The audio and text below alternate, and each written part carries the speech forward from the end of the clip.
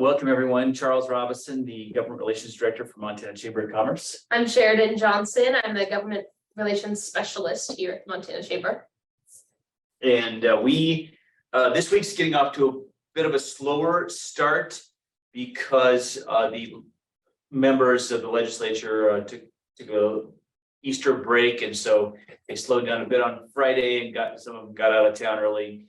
And then yesterday we had no floor session. Today, the Senate will be in session this afternoon at 1, and then the House won't come in until tomorrow. And so tomorrow's pretty much back to full speed. Tomorrow, so the House agenda has 82 items on their agenda for second reading. So I am very glad I'm not an elected representative tomorrow. Longer day. They're starting it, and they're not starting till 1, so they'll be going for a while. And on that agenda tomorrow, 5 of our bills that were Senate bills that the chamber had requested that have passed the Senate came through the House. So we had 3 of those that already passed second reading on Friday. That's Senate Bill 165, the insurance claims cooperation requirements that also ends common law bad faith in insurance claims, and then Senate Bill 236, which puts some sideboards on the practice of sending time-limited demand letters in ways that can really that don't lead to fair settlement of claims, but can delay and mess up the claims process and ultimately cost you more in insurance premiums. And then Senate Bill 269, which is our consumer protections for litigation financing, helps rein in a practice that is seen as driving up litigation costs and insurance costs across the country, and also hurts consumers. So those 3 passed second reading, passed out of their committees with really strong votes last week out of the House Business and Labor Committee, and went to the floor, passed their second reading, and they'll get 1 more vote, and looking good to go to the governor's desk soon. And then Senate Bill 93, the reforms that we proposed, along with a lot of the rest of the business community, reforms in modernization in the ballot initiative process, that came out of committee on a party line vote out of the House State Administration Committee after similarly passing in the Senate. And so that will be on the floor this week. And we expect mostly party line split. I wouldn't surprise me if a few Republicans voted no, a small number, but for the most part, the Republicans seem to like the bill. Democratic members were found a lot of reasons not to like it. And so, but that bill's moving forward. And then Senate Bill 216 is our reforms for products liability, and that especially affects manufacturers, but actually a lot of retailers will get a lot of relief from this bill. And there too, we do expect probably a pretty straight party line breakdown. The Montana Trial Lawyers Association, which is often opposed to chamber priorities, is opposed to this, as well as a lot of labor organizations. So those bills are going to be on the House floor tomorrow, and expect quite lengthy debate. And we expect to have a successful vote for those 2. And then one other thing I wanted to mention, kind of in the middle of right now, is House Bill 648. This is Representative Alice Buckley from Bozeman, and her bill increases state spending on the Best Beginning Scholarship Program, which is I think about a 90% subsidy for daycare, for childcare. And right now it's available to working parents who are at 150% of the poverty level. And House Bill 648 increases that eligibility threshold to 185% of the poverty level, and it allocates, initially allocated, I think, about $10 million a year. That's been cut back to $7 million. And so we're working with Representative Buckley, to move some votes over to her side in the House, and working with her to sort of make sure the funding stays in place for that. We think it's a really important way to bring more people into the workforce, especially at entry-level positions, and because basically at those salary levels, that pay level, people really, especially with when you have multiple children, people really are making that decision. Does it make sense for me to go earn this money and then pay almost all of it in childcare? And so we're looking for ways to help people make the decision to come to work and to take a job. So that's where we are this week. And 648 is getting is facing some resistance, but I think that mostly the Democrats are supporting it and Republicans are kind of half and half. And so that's about what we need to keep the bill moving forward, and that's what we're working on. Totally.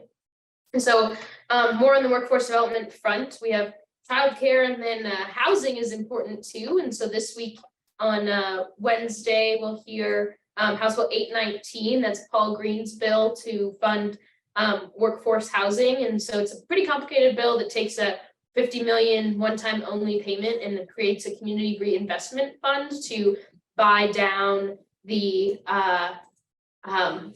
cost on housing for folks in like the 60 to 100% income median group. So they've been calling that the forgotten middle, and folks that should be able to afford a house but currently can't with the housing market. And then it creates deed restricted homes that stay within the program to create housing for employees. And then there's an optional community investment, local community investment, and employer investment into that pool as well. So we think it's a pretty innovative solution to use this surplus that we've been given to create more homes for the future.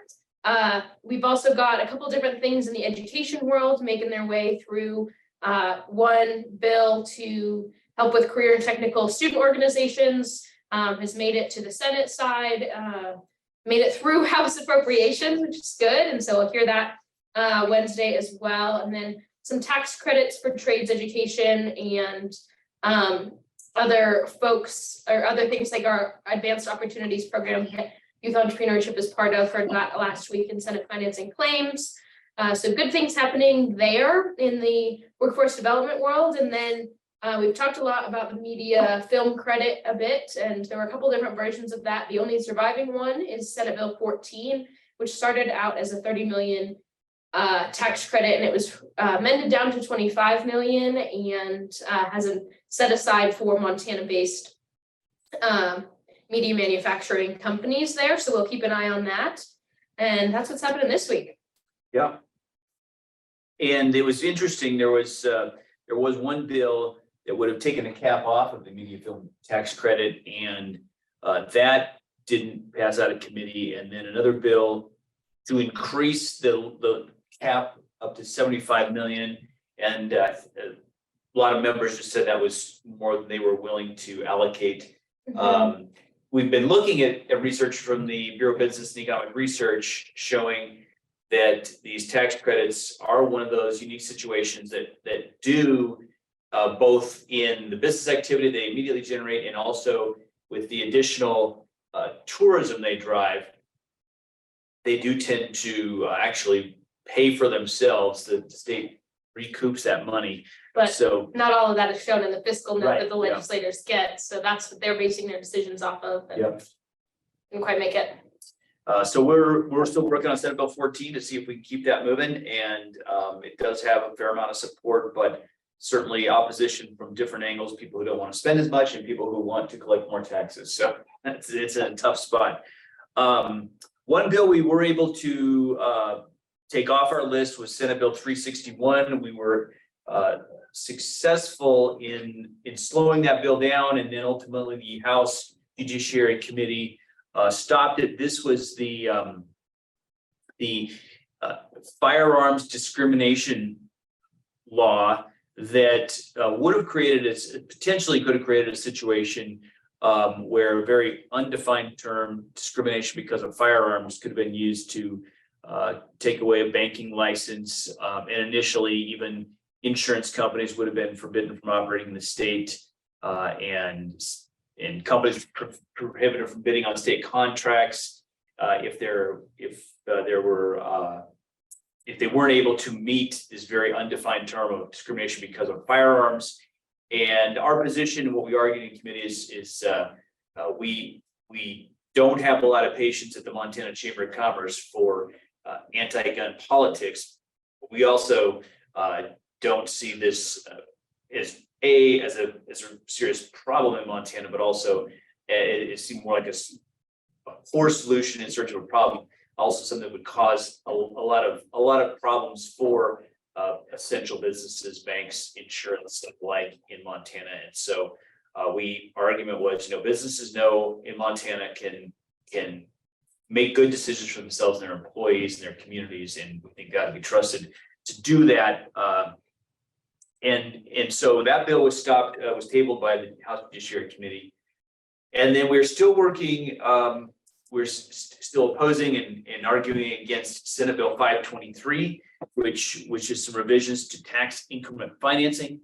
We work closely with the local economic development organizations and local chambers on both amending and still opposing SB 523 because it would undermine an important tool for community development and for infrastructure, which is one of our 4 pillars. And TIP dollars are one way that towns get infrastructure repairs done, whether it's sidewalks or potholes or water and sewer. There's a lot of ways that TIP money can be used in infrastructure. So we're opposing that and working, looking for ways to slow that down and if possible to derail it.